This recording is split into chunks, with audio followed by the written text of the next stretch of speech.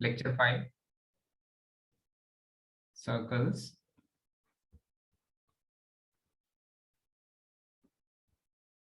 Conics 1 का part. Okay, अब next thing है intercept of a chord. Intercept of a line, क्योंकि chord तो ऑलरेडी इंटरसेप्ट होती है, तो intercept of a line y is equals to M X plus C. ठीक है, y is equals to M X plus C on circle X square plus Y square is equals to are square. ठीक है, y is equals to X plus C एक line है, और मैंने फिर से जनरलिटी यूज कर दी है सर्कल की। सो अभी के लिए जो सर्कल है that is again the simplest form of my circle whose centre is at the origin. Of course ये सर्कल इसलिए ले रहे हैं क्योंकि ये सर्कल के ओरिजिन को हम शिफ्ट करके सर्कल की जनरलिटी क्रिएट कर सकते हैं। अच्छा भाई, सो ऐसा कुछ मेरा सर्कल है, और इस सर्कल पर एक लाइन आकर के, लाइन का कुछ भी स्लोप हो सकता है, ऐसी कोई लाइन है। ठीक है, ऐसे कोई लाइन है, तो ये वाली जो लाइन है ये है y is equals to M X plus C. y is equals to M X plus C ये लाइन है। अच्छा भाई, और इस सर्कल का जो सेंटर है, मजे की बात भाई, इस सर्कल का जो सेंटर है वो किधर बैठा हुआ है? सर्कल का सेंटर किधर है? ओरिजिन। 0,0 पर। वेरी गुड, सर्कल का सेंटर है 0,0 पर, और ये इंटरसेक्ट कर रहा है पॉइंट ए और पॉइंट बी पर, पॉइंट ए और पॉइंट बी पर। ठीक है, ये लाइन इंटरसेक्ट कर रही है सर्कल को पॉइंट ए और पॉइंट बी पर। ठीक है, तो मुझे length of A B find करना है। क्या फाइंड करना है भाई? Length of A B to find A B. ठीक है, ए बी की वैल्यू कुछ एल लिख सकते हैं, या केवल अभी मैं लेंथ ऑफ ए बी लिख दे रहा हूं। ठीक है, बचपन में जैसे करते थे गिवन टू प्रूव, ऐसी चीज लिख दे रहा हूं भाई। तो length of A B find करना है। ठीक है, अच्छा अब देखो, length of A B find करने के लिए आप मुझे ये बताओ कि सर्कल का जो इस सर्कल का जो रेडियस है वो क्या है? वो तो आर है। ठीक है, और रेडियस का मतलब कि मैं ऑरिजिन से एक लाइन अगर ए को ज्वाइन करने वाली ड्रॉ कर रहा हूं, ये वाली लाइन ड्रॉ कर दे रहा हूं, तो इसी का लेंथ आर हो जाएगा, आर यूनिट्स हो जाएगा। ठीक है, अब सर्कल पे मैंने ड्रॉ किया एक परपेंडिकुलर। ठीक है, ऐसे एक परपेंडिकुलर ड्रॉप किया भाई, परपेंडिकुलर ड्रॉप किया, शब्दों पे मत जाना भाई,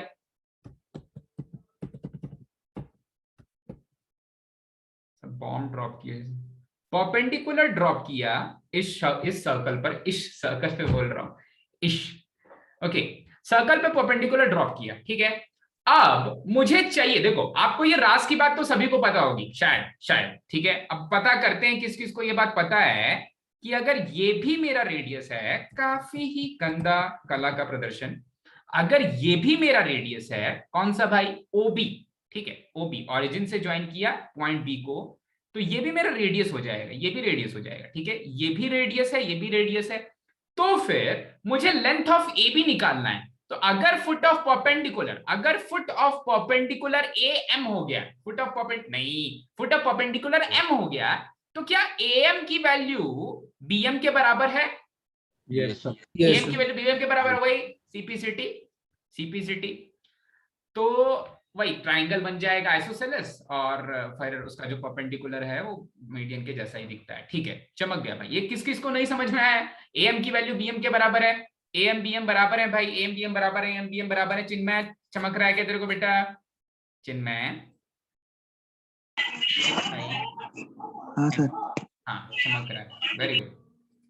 अच्छा भाई, ए एम की वैल्यू बी एम के बराबर है, तो अगर मुझे लेंथ ऑफ ए बी चाहिए तो मैं सिंपली क्या बनूंगा? लेंथ ऑफ ए बी की वैल्यू है is equal to 2 times of A M का लेंथ निकाल लूंगा। ठीक है, 2 टाइम्स ऑफ ए एम का लेंथ निकाल लेंगे। ठीक है भाई, 2 टाइम्स ऑफ ए एम का लेंथ निकाल लेंगे। अब ए एम जो है एक राइट एंगल ट्राइंगल बन रहा है, एक राइट एंगल ट्राइंगल बन रहा है ओ ए एम। ठीक है, ओम, एक राइट एंगल ट्राइंगल बन रहा है ओ एम। ठीक है, right angle triangle O M. ठीक है, और कौन से पॉइंट पर राइट एंगल है? ये ट्राइंगल कौन से पॉइंट पर राइट एंगल है? देख ले तो ध्यान से,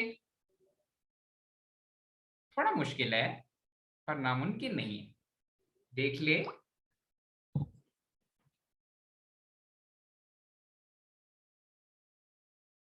कोई बात नहीं, कोई बात नहीं, ठीक है, कोई बात नहीं। आपने कोशिश की वो पॉइंट ढूंढने की। ऐसा रेगिस्तान में सुई ढूंढने के बराबर था यहाँ पर वो पॉइंट ढूंढना। पर कोई बात नहीं, आपने कोशिश की, उसकी सराहना करनी पड़ेगी, मेरी तरफ से सराहना मैं करता हूँ, आपकी अप्रिसिएशन। तो ये जो ट्राइंगल है राइट एंगल्ड है, राइट एंगल का ऐसा साइन होता है, ये राइट एंगल्ड है पॉइंट एम पे, ठीक है बात। सेम सेम लेंथ ऑफ बाल। अच्छा, राइट एंगल्ड है अगर एम पे, तो आप बोलोगे कि एक पाइथागोरस थ्योरम नाम की चीज होती है भाई। तीन तो महान मैथमेटिशियन थे भाई पुराने समय के, अपोलिनियस और ये सब मिलके।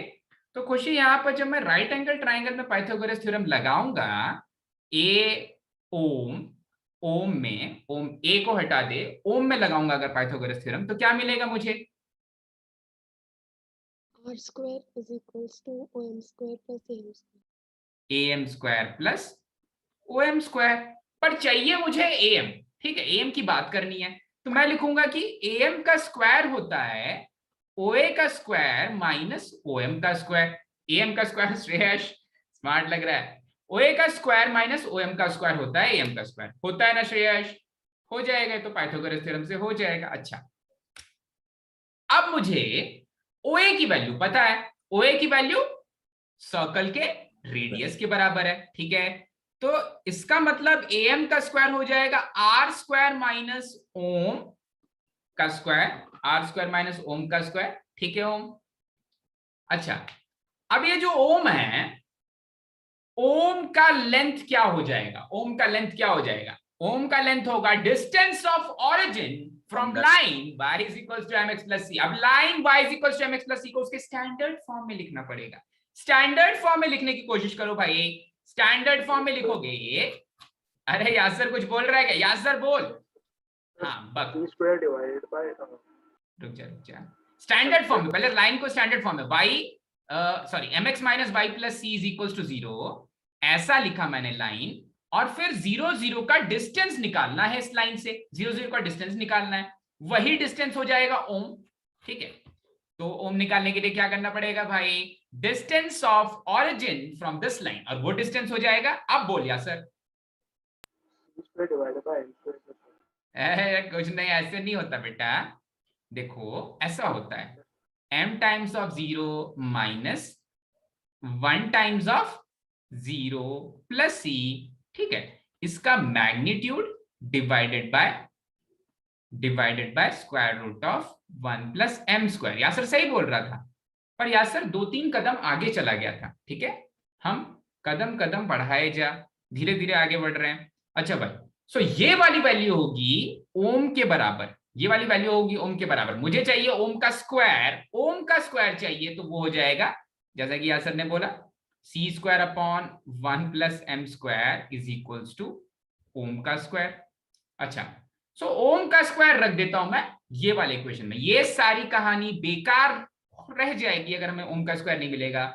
ओम का स्क्वायर मिल गया भाई, ओम का स्क्वायर ऊपर रख देते हैं, ये आर स्क्वायर माइनस ओम का स्क्वायर में, तो मुझे ए एम स्क्वायर मिल जाएगा, ठीक है। तो ए एम स्क्वायर आएगा R square minus C square upon 1 plus M square, ठीक है ऋषिकेश। सी स्क्वायर नहीं है, सी स्क्वायर है, तो ए एम की वैल्यू आ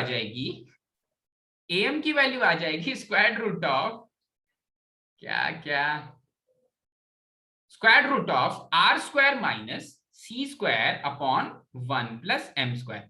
पर मुझे एम की वैल्यू चाहिए नहीं थी हमें, मुझे तो चाहिए थी value 2 times of A M की, जो ए बी के बराबर है और वही इंटरसेप्ट है, तो उसकी वैल्यू आ जाएगी 2 times of square root of R square minus C square upon 1 plus M square, ठीक है। अब मुझसे कोई पूछेगा कि सर ये याद करना है क्या? कभी नहीं, कभी याद नहीं करना है। एक बार सॉल्व कर लिया ना भाई, उसके बाद अपने आप जब एग्जाम में ऐसा क्वेश्चन दिखेगा तो आप फिर से सेम प्रोसेस करके, 2 मिनट की तो चीज है, सेम प्रोसेस अप्लाई करोगे, यहां तक पहुंच जाओगे, ठीक है। क्लियर हुआ भाई? चमक गया एकदम मस्त। हाँ, नेक्स्ट वाली चीज पे आ जाते हैं। नेक्स्ट वाली चीज जो अभी हम थोड़ी देर पहले बात कर रहे थे, उसमें थोड़ा सा पीछे जाना पड़ेगा, ठीक है। और एक कंफ्यूजिंग चीज जो बचपन में मुझसे भी, मेरे लिए भी कंफ्यूजिंग था और मैं आपको भी कंफ्यूज करने की कोशिश करूंगा, ठीक है, वो है कि नॉर्मल और टैंजेंट की इक्वेशन किस तरह से एक दूसरे से रिलेटेड है। ठीक है, तो अब हम पढ़ेंगे normal to a circle, normal to a circle, normal to a circle,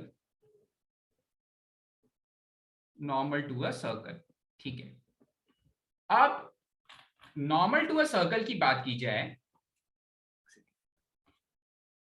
हाँ, नॉर्मल टू अ सर्कल की बात की जाए तो सर्कल तो एक सेकंड डिग्री कर्व होती है, सर्कल एक सेकंड डिग्री कर्व होती है। ठीक है, एक सेकंड डिग्री कर्व होती है, हाँ, एक सेकंड डिग्री कर्व होती है, तो उसके लिए नॉर्मल की मीनिंग क्या है और क्यों कभी कभी लोग बाकी कोनिक सेक्शंस के साथ कंफ्यूज हो जाते हैं जब नॉर्मल की बात की जाती है। तो ठीक है, तो मैंने एक सर्कल लिया, एक सर्कल लिया जिसका सेंटर ले लिया ओ पर। ठीक है, सर्कल का सेंटर ले लिया ओ पर। ठीक है, अब किसी एक पॉइंट पी पर, सर्कल के किसी एक पॉइंट पी पर मैंने टेंजेंट ड्रॉ किया भाई, किसी एक पॉइंट पर, किसी एक पॉइंट पी पर tangent to a circle draw किया। ठीक है, तो वो लाइन जो टेंजेंट एट पॉइंट पी, मतलब पॉइंट ऑफ टेंजेंसी के परपेंडिकुलर है, ध्यान से सुनना, पॉइंट पी पर टेंजेंट ड्रॉ किया, पॉइंट पी पर टेंजेंट ड्रॉ किया, वो लाइन जो इस पॉइंट ऑफ टेंजेंसी के परपेंडिकुलर, इस पॉइंट से पास भी कर रही है, पॉइंट पी से पास भी कर रही है और इस टेंजेंट के परपेंडिकुलर है,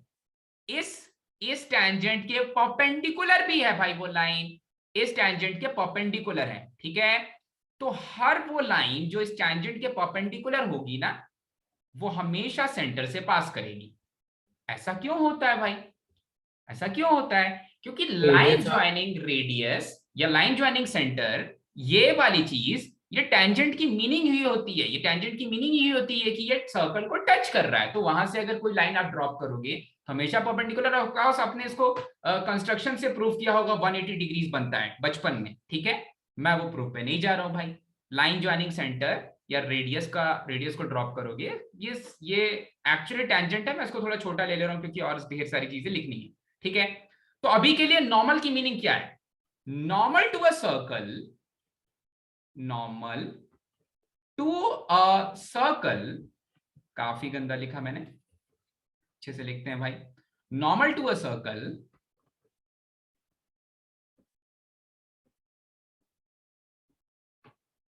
is the line perpendicular to the tangent, perpendicular to the tangent, perpendicular to the tangent at the point of, at the point of tangency, point of tangency मतलब जिस पॉइंट पर वो लाइन सर्कल को touch कर रही है। अच्छा भाई, ये तो एक चीज पता चली नॉर्मल के बारे में। Normal to a circle always passes through the centre of the circle. Normal, normal to a circle always passes through, always passes through the center of a circle। ठीक है, अब जो दूसरी वाली प्रॉपर्टी मैंने बोली ना, ये वाली प्रॉपर्टी स्पेशली सर्कल के लिए होती है।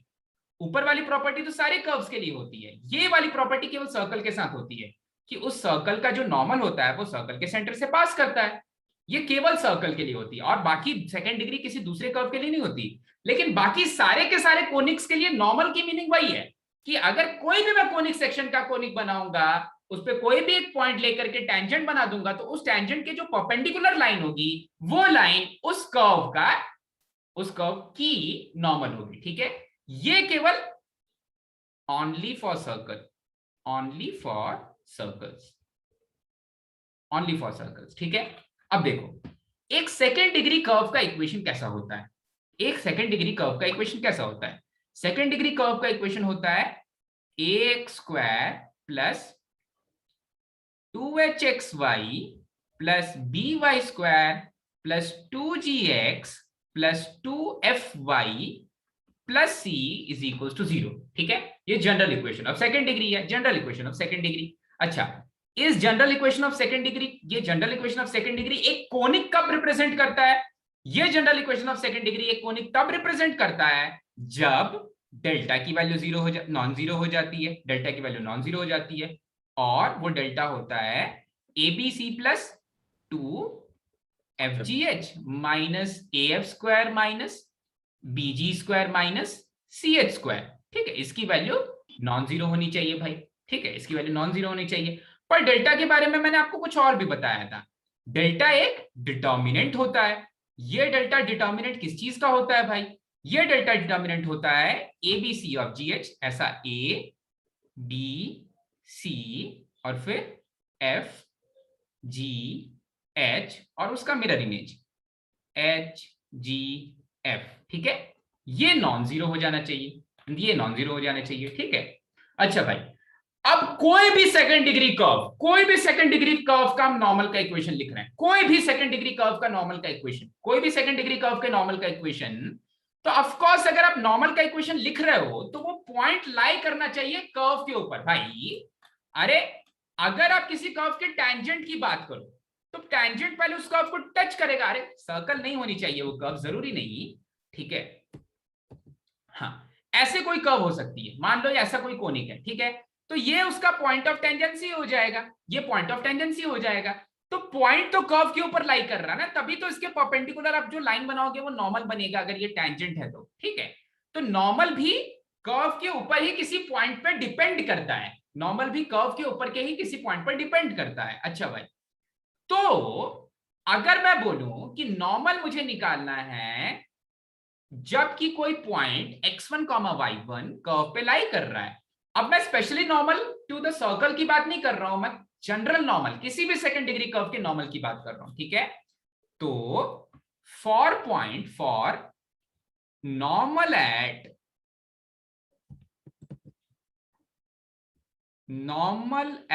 पॉइंट x1, y1, किसी एक पॉइंट x1, y1 पे कोई भी सेकंड डिग्री कर्व के लिए, फॉर एनी कोनिक इज, कोई भी सेकंड डिग्री कर्व के लिए, सेकंड डिग्री कर्व नहीं बोल रहा हूं, कोनिक इसलिए बोल रहा हूं क्योंकि सेकंड डिग्री में पेयर ऑफ स्ट्रेट लाइंस भी आ जाता है, और पेयर ऑफ स्ट्रेट लाइंस में नॉर्मल नाम की चीज नहीं होती। ठीक है, क्योंकि स्ट्रेट लाइन में टेंजेंट क्या ड्रॉ करोगे, स्ट्रेट लाइन तो खुद ही स्ट्रेट लाइन हो गया है। ठीक है, तो फॉर एनी कोनिक लिख रहे हैं। ठीक है, normal at any point x1, y1 for any conic is not y minus y1, it is x minus x1 is equals to y minus y1, ऐसा लिखो। ठीक है, और इसको डिवाइड कर दो, इसको डिवाइड कर दो। किस चीज से डिवाइड करना है भाई, किस चीज से डिवाइड करना है?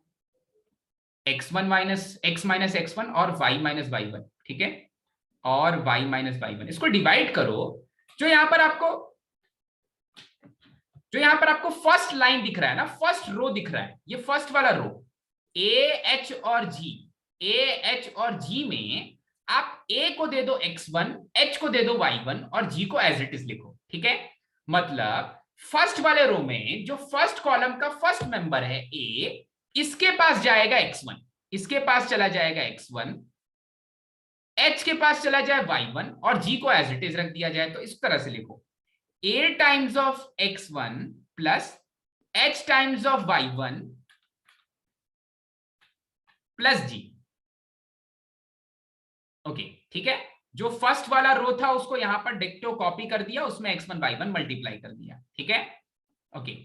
सेकेंडली और y के नीचे में जो सेकंड वाला रो, भाई y क्यों पीछे रहे भाई, तो जो सेकंड वाला रो है H B और F, ठीक है, H B और F, ये सेकंड वाले रो में फिर से आप सेम सीक्वेंस रखो x और y का, सेम सीक्वेंस रखो x और y का। ठीक है, तो H को दे दो x1, H को दे दो x1, B को दे दो y1 और F को एज इट इज लिख दो। ठीक है, तो H को दे दिया x1, B को दे दिया y1 और F को एज इट इज रख दिया। ठीक है, तो ये हो जाएगा equation of normal for any conic, कोई भी कोनिक के लिए इक्वेशन ऑफ नॉर्मल, कोई भी कोनिक के लिए इक्वेशन ऑफ नॉर्मल। ठीक है, ये हो जाता है, थोड़ा टीडियस है निकालना, थोड़ा टीडियस है, किसी भी कोनिक के लिए ये हो जाता है इक्वेशन ऑफ नॉर्मल।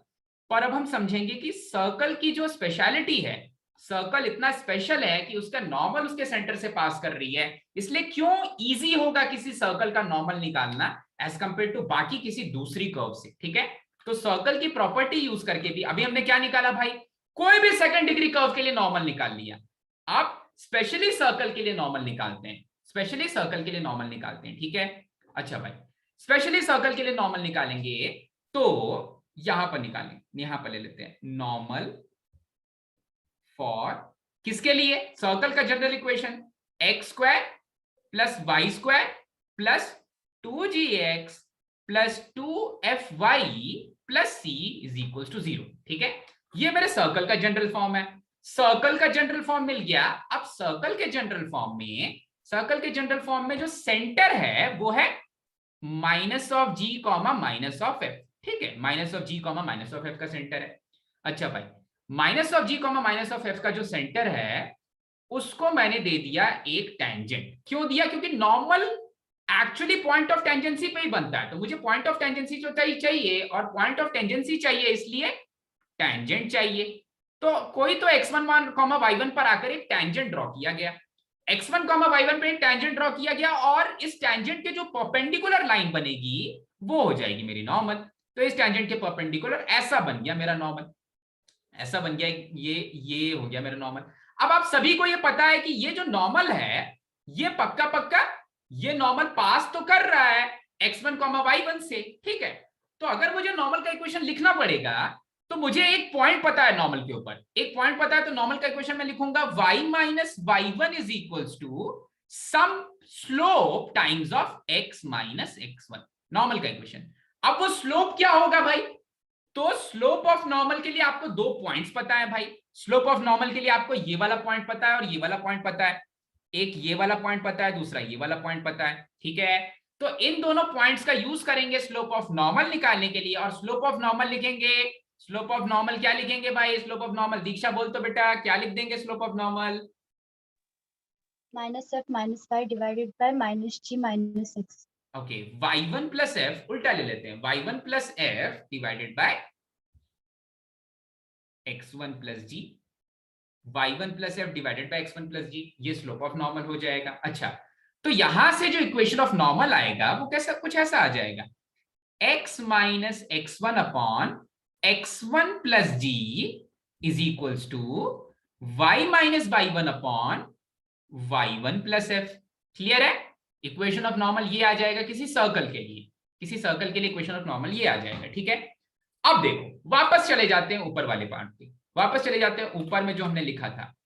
अगर कोई कर्व सर्कल है तो सर्कल के लिए कौन कौन सी चीजें ट्रू होती है? मैंने बताया था a की वैल्यू b के बराबर होती है और इन दोनों की वैल्यू 1 होती है, इसके साथ ही h की वैल्यू 0 हो जाती है, ठीक है। तो ऊपर वाले कर्व से भी, ऊपर वाले ये वाली सारी चीजें कब हो रही हैं? For a circle, for a circle ये चीज होती है। तो ऊपर से क्या मिलेगा भाई? x माइनस x1 अपॉन, क्योंकि h की वैल्यू 0 हो गई तो x1 plus G is equals to y minus y1 upon b की वैल्यू 1 रख दो तो y1 प्लस f, ठीक है। तो ऊपर वाले से भी सर्कल का वही इक्वेशन मिल रहा है जो जनरल इक्वेशन ऑफ कोनिक से मिल रहा था, ठीक है। तो दोनों तरीके से समझ में आ गए। ये सर्कल की स्पेशलिटी है कि हम ऐसे निकाल पा रहे हैं, ये सर्कल की स्पेशलिटी है कि हम इस तरह से निकाल पा रहे हैं सर्कल का नॉर्मल का इक्वेशन, वरना कोई भी कोनिक दे दी जाए तो इस तरह से तो निकल ही जाएगा। कोनिक का जनरल फॉर्म लिख करके इस तरह से तो आंसर पक्का आ जाएगा नॉर्मल का, ठीक है। तो क्लियर हुआ भाई? इक्वेशन ऑफ नॉर्मल अभी पॉइंट फॉर्म है। अब देखो, जो जहां पर सारा कंफ्यूजन छुपा हुआ है, अगर ये चीज यहां पर नहीं क्लियर होगी तो फिर ये चीज कहीं नहीं क्लियर होगी, ठीक है। क्या कंफ्यूजन है? क्या कंफ्यूजन है? जो कंफ्यूजन है वो आता है पैरामीट्रिक फॉर्म ऑफ नॉर्मल में। क्योंकि आपको जब स्लोप फॉर्म ऑफ नॉर्मल की बात की जाएगी तो आप बोलोगे सर टेंजेंट का स्लोप m है तो नॉर्मल का स्लोप -1 अपॉन m लिख करके बाकी काम चला सकते हैं। मैं बोलूंगा बिल्कुल सही, टेंजेंट का स्लोप अगर m है, नॉर्मल उसके परपेंडिकुलर लाइन है, तो नॉर्मल का स्लोप -1 अपॉन m लिख दो, खत्म हो गया वहां पर खेल, ठीक है। तो वहां पर बहुत ज्यादा प्रॉब्लम नहीं होगी। प्रॉब्लम होती है पैरामीट्रिक फॉर्म में, प्रॉब्लम होती है पैरामीट्रिक फॉर्म में, ठीक है।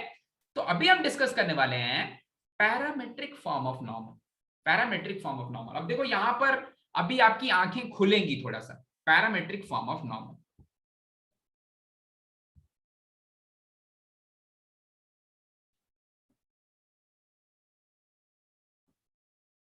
बिफोर डिस्कसिंग पैरामीट्रिक फॉर्म एक बार फिर से क्लियर कर देता हूं, अगर slope form of tangent given है तो नॉर्मल भी उसी पॉइंट से पास करने वाली एक लाइन है, बस नॉर्मल का स्लोप m नहीं होता, -1 अपॉन m रख दो, ठीक है, पूरी कहानी में नॉर्मल का स्लोप -1/m रख दो, ठीक है। तो पॉइंट्स वही रहेंगे जिस पॉइंट से टेंजेंट पास कर रहा है, बस स्लोप नॉर्मल का -1 स्लोप ऑफ टेंजेंट हो जाएगा, तो कोई प्रॉब्लम नहीं होगी आपको स्लोप फॉर्म में, ठीक है। क्लियर है ये चीज सभी को? स्लोप ऑफ नॉर्मल चमक रहा है भाई, -1/m रख दो, टेंजेंट का स्लोप 2/3 है, नॉर्मल का स्लोप -3/2 रख दो, बाकी पॉइंट वही रहेगा और कुछ भी चेंज नहीं होने वाला है, ठीक है। पैरामीट्रिक फॉर्म ऑफ नॉर्मल की बात करते हैं। अब पैरामीट्रिक फॉर्म जब मैं बोलता हूं तो पैरामीट्रिक फॉर्म नॉर्मल का या टेंजेंट का किस चीज के ऊपर डिपेंड करता है? वो सर्कल के पैरामीट्रिक फॉर्म के ऊपर डिपेंड करता है। और किसी सर्कल के लिए, किसी सर्कल का पैरामीट्रिक फॉर्म में कॉम्प्लेक्स ना रखूं, मैं ऐसा लिख लेता हूं r cos थीटा और y is equals to r sin theta, क्योंकि हमने ऑलरेडी पढ़ के रखा है। क्या चीज पढ़ के रखी है भाई? ट्रांसफॉर्मेशन, ठीक है। ऑरिजिन को शिफ्ट करना हमने पढ़ के रखा है, तो जब जरूरत पड़ेगा तो शिफ्ट कर लेंगे, जब ऑरिजिन शिफ्ट करेंगे तो प्लस h और प्लस k कर देंगे। तो सिंपलेस्ट सर्कल के लिए बात, सिंपलेस्ट सर्कल की बात कर रहे हैं, और सिंपलेस्ट सर्कल की बात की जा रही है। अच्छा, तो इस सर्कल का जो टेंजेंट था वो कुछ ऐसा दिखता था। कैसा दिखता था भाई?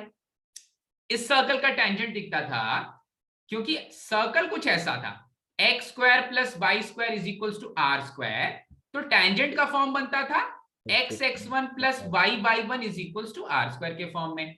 और वो टेंजेंट हम लिखते थे x times of r times of cos of angle theta plus y times of r times of sin of angle theta is equals to r², और यहीं से आपको मिल जाता था x cos theta plus y sin theta is equals to r plus y sin of angle theta is equals to r। अगर आपको मिलता था ये टेंजेंट, ये तो आपको मिला टेंजेंट, ठीक है। अब जो नॉर्मल होगा वो इसके परपेंडिकुलर होगा, ये आपको मिला टेंजेंट, ठीक है। अब जो नॉर्मल होगा उसके परपेंडिकुलर होगा। तो यहां पर अगर आप ध्यान से देखोगे तो नॉर्मल का जो स्लोप, देखो टेंजेंट का स्लोप क्या आ रहा है? स्लोप क्या आ रहा है टेंजेंट का? Minus cos theta by sine. हाँ, minus of cos theta by sine theta, minus of cos theta by sine theta, बस। Tangent is not tan theta. Tangent, slope of tangent is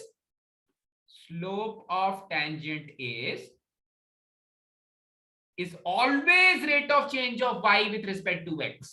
ये कभी कभी tan theta जैसा दिखने लग जाता है, पर ये हमेशा tan theta नहीं होता। और slope of rate of change of y with respect to x का मतलब होता है rate of change of y with respect to theta, अगर आपका थीटा पैरामीटर है, and rate of change of x with respect to change of theta, rate of change of x with respect to change in theta, ठीक है।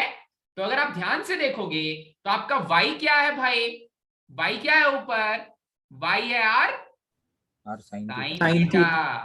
तो अगर आप y को differentiate करोगे थीटा के रिस्पेक्ट में तो आपको मिलेगा r cos थीटा, ठीक है। r cos थीटा, x था r cos थीटा, तो अगर मैं x को डिफरेंशिएट करूंगा थीटा के रिस्पेक्ट में तो मुझे मिलेगा r negative of r sin theta minus of r sin theta minus of r sin of angle theta, ठीक है। इसलिए ये जो dy/dx आता है, ये तो पूरी कहानी बहुत सेकेंडरी है, ये वाली पूरी कहानी बहुत सेकेंडरी है। इसलिए जो dy/dx आता है ना, ये आ जाता है cotangent of angle theta rather than जो हम एक्सपेक्ट करते हैं टेंजेंट ऑफ एंगल थीटा, ये आ जाता है minus of cot of angle theta, क्योंकि dy/dx आ जाता है r cos थीटा और नीचे वाला आ जाता है negative of r sin theta. चमका क्या? Yes sir. चलो, स्लोप ऑफ टेंजेंट अगर minus of cot of theta है तो स्लोप ऑफ नॉर्मल क्या होगा? tan of theta. हाँ, यहां पर नॉर्मल का स्लोप टेंजेंट ऑफ थीटा बन जा रहा है। स्लोप ऑफ नॉर्मल हो जाएगा, स्लोप ऑफ नॉर्मल हो जाएगा -1 minus of cotangent of angle theta, तो ये बन जाएगा टेंजेंट ऑफ एंगल थीटा। और अगर आपको स्लोप ऑफ नॉर्मल मिल गया तो आपको ये पता है कि सर्कल की स्पेशलिटी, हाँ ऑरिजिन से पास करता है वो सही है, जो टेंजेंट, वो तो नॉर्मल का डेफिनेशन ही है कि नॉर्मल और टेंजेंट सेम पॉइंट से पास करते हैं, तो जो नॉर्मल है वो भी r cos theta r sin theta से पास कर रहा है। अगर नॉर्मल भी r cos theta r sin theta से पास कर रहा है तो इक्वेशन हो जाएगा, इक्वेशन ऑफ नॉर्मल आ जाएगा y माइनस y1 मतलब y minus r times of जो y कोऑर्डिनेट है r sin थीटा, तो y minus y1 that is y minus r sin of angle theta is equals to its slope tan theta को मैं लिख रहा हूं sine of theta upon cosine of theta times of x minus r cos of angle theta. तो वही वाला point जिस point पर टेंजेंट निकाले थे वही सेम पॉइंट यहां सब्स्टिट्यूट किया है, r cos थीटा और r sin थीटा। थोड़ा सा सिंप्लीफाई कर लेते हैं भाई, थोड़ा सा सिंप्लीफाई कर लेते हैं, तो ये बन जाएगा y times of cos of angle theta minus r times of sine of angle theta cosine of angle theta is equals to x times of sine of angle theta minus r times of cosine of angle theta और sine of angle theta. अच्छा भाई, तो ये दोनों तो cancel हो जाएंगे, इसका मतलब जो नॉर्मल आ गया वो आ गया y is equals to x tangent of angle theta. ठीक है, और ऑब्वियसली क्योंकि देखो तो ऊपर सर्कल का जो सेंटर था वो कहां था, ऑरिजिन पर था। ठीक है, तो y माइनस, अब ऑरिजिन से ये वाली लाइन, ऑरिजिन नॉर्मल क्या है भाई, लाइन ज्वाइनिंग ये वाला point r sin theta r cos theta और ऑरिजिन, तो 2 पॉइंट फॉर्म से भी निकाल सकते थे। ठीक है, 2 पॉइंट फॉर्म से भी y minus 0 is slope of normal times of x minus 0, और स्लोप ऑफ नॉर्मल क्या है, टेंजेंट ऑफ एंगल थीटा। तो वैसे भी आ सकता था y minus 0 is tangent of angle theta times of x minus 0। तो ये हो जाता है slope, sorry, equation of normal in parametric form. अब देखो ये चीज क्यों बताई गई,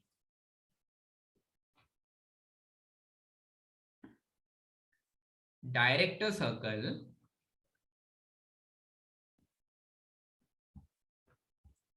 फिर से सर्कल का डायरेक्टर इंफिनिटी पे बैठा हुआ है। डायरेक्टर सर्कल कुछ और होता है। डायरेक्टर सर्कल क्या होता है, director circle for any curve, इस सर्कल के लिए नहीं, director circle for any curve is the point of intersection of perpendicular tangents. ठीक है, तो जरूरी नहीं कि डायरेक्टर सर्कल सर्कल ही बने, क्योंकि पैराबोला के लिए कोई सर्कल नहीं बनता, वहां पर एक डायरेक्ट्रिक्स, एक लाइन बन जाती है। तो डायरेक्टर सर्कल वर्ड गलत है, डायरेक्टर सर्कल वर्ड गलत है। It is the locus of point of intersection of perpendicular tangents. Circle, ellipse और हाइपरबोला के लिए ये जो लोकस आता है ये सर्कल जैसा दिखता है, पर पैराबोला के लिए एक स्ट्रेट लाइन जैसा दिखता है। ठीक है, तो अभी के लिए जो बुक्स फॉलो कर रही हैं वो वाली चीज का डेफिनेशन, वो सेम डेफिनेशन लिखते हैं, locus of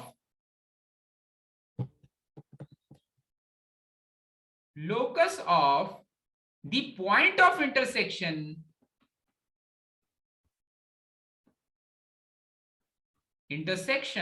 of perpendicular tangents of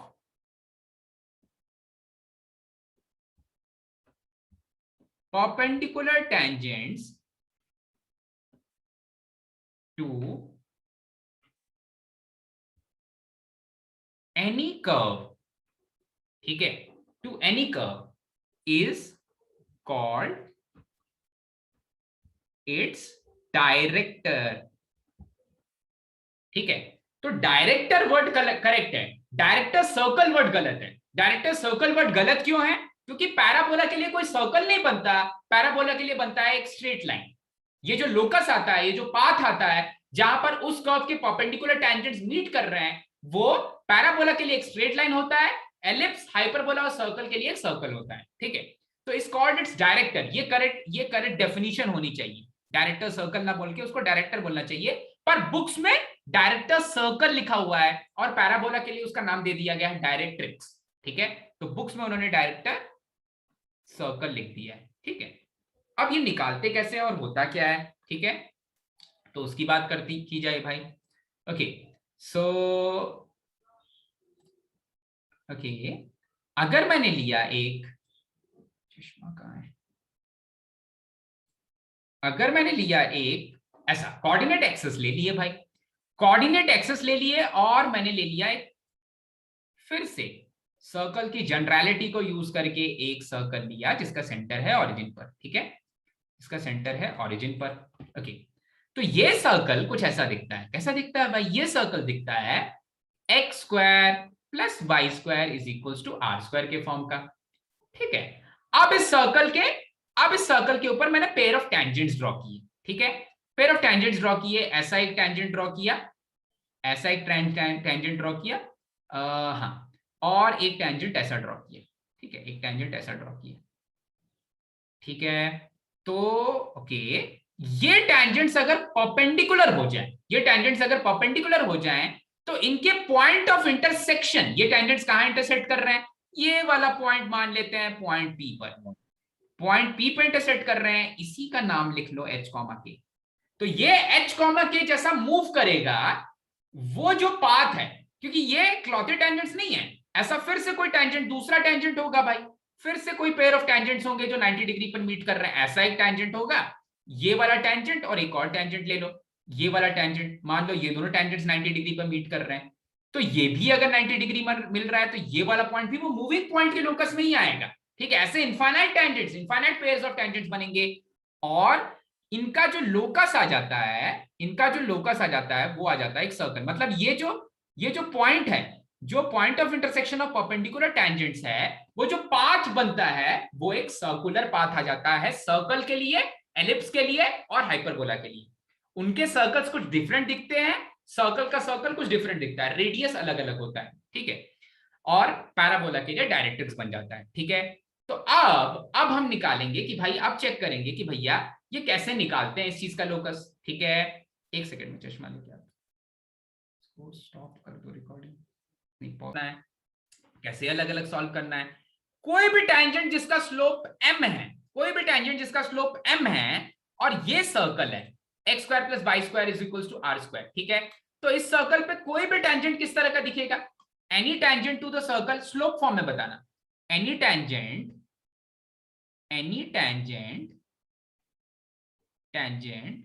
to the circle x square plus y square is equals to r square is of the form, y is equal to mx plus or minus हाँ, r into दो बनेगा, correct, is of the form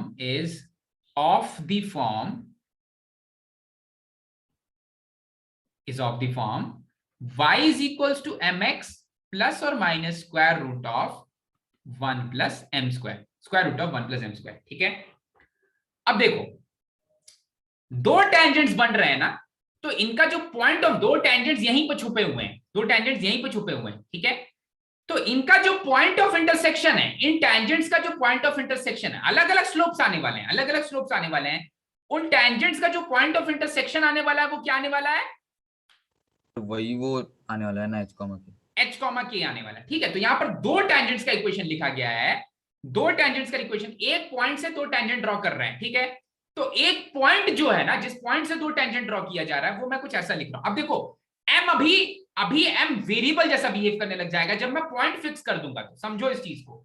अब अभी तो आप बोल रहे हो कि सर x और y आपके वेरिएबल्स हैं, और x और y आपके वेरिएबल्स और m आप कांस्टेंट है, कि एक गिवन स्लोप के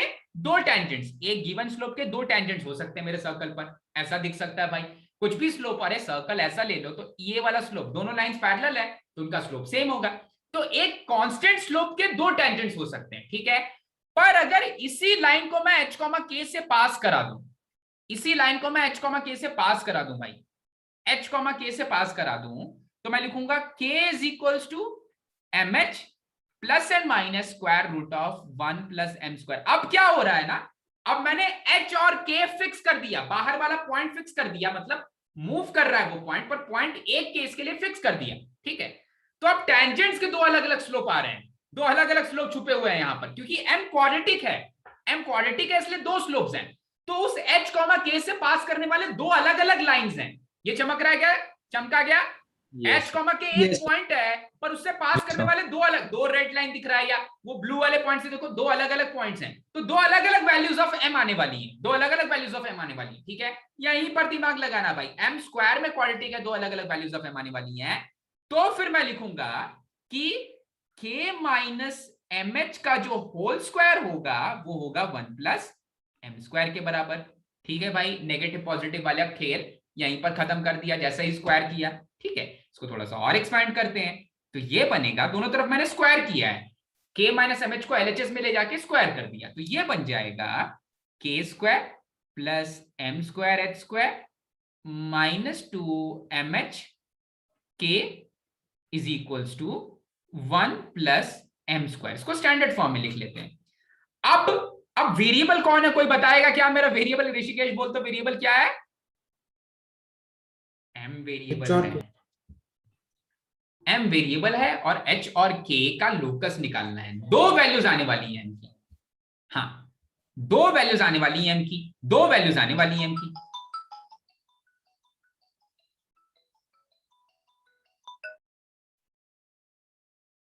ओके ब्रो सर इक्वेशन अगर y is equal to mx में प्लस और minus r into 1 plus m sir square एक का आर R छूट गया, मैंने रिकॉर्डिंग ऑन कर दी क्या? हाँ यहां पर आ जाएगा आर, ब्लू कलर से आर आएगा, फिर रेड कलर से आर आएगा। अच्छा भाई, सो वेरिएबल मेरा है, वेरिएबल मेरा है m, तो देखो तो इसको थोड़ा सा रीअरेंज करते हैं, इसको थोड़ा सा रीअरेंज करते हैं, ठीक है। अच्छा रीअरेंज किया जाए तो ये कुछ ऐसा बनने वाला है, ये बनने वाला है एम स्क्वायर। देखो एम स्क्वायर का कोफिशिएंट क्या क्या बन रहा है भाई? H square minus are square, ठीक है। एम स्क्वायर का coefficient h square minus are square minus 2 times of m times of h comma k, not comma k, h times of k, और जो कांस्टेंट टर्म है वो बन रहा है k square minus are square is equal to 0, k square minus are square equal to 0, ठीक है। अच्छा भाई, तो ये क्वाड्रेटिक इक्वेशन है m के टर्म्स में, और h कॉमा k से दो टेंजेंट्स पास कर रहे हैं। अगर h कॉमा k से दो टेंजेंट्स पास कर रहे हैं तो वो दोनों टेंजेंट्स परपेंडिकुलर हो जाएं, since tangents are perpendicular, since tangents are perpendicular, therefore m1 m2 जो इसके रूट्स आने वाले हैं उनका प्रोडक्ट -1 माइनस ऑफ 1 हो जाएगा। और प्रोडक्ट ऑफ रूट्स किसी क्वाड्रेटिक इक्वेशन के लिए, किसी क्वाड्रेटिक इक्वेशन के लिए प्रोडक्ट ऑफ रूट्स क्या होता है मधुरा? बोल तो किसी क्वाड्रेटिक इक्वेशन के लिए प्रोडक्ट ऑफ रूट्स कांस्टेंट होते हैं। किसी क्वाड्रेटिक इक्वेशन के लिए प्रोडक्ट ऑफ रूट्स होते हैं, थोड़ा मुश्किल है, थोड़ा मुश्किल है। सो इसके केस में हो जाएगा c अपॉन ए, और यहां पर जो c है वो मेरा कांस्टेंट टर्म है, ये वाला कांस्टेंट टर्म है c और ये वाला कांस्टेंट टर्म है a, तो वो हो जाएगा k square minus are square divided by a square, that is h square minus are square, और इसी का प्रोडक्ट आने वाला है माइनस ऑफ 1, ठीक है, c अपॉन ए।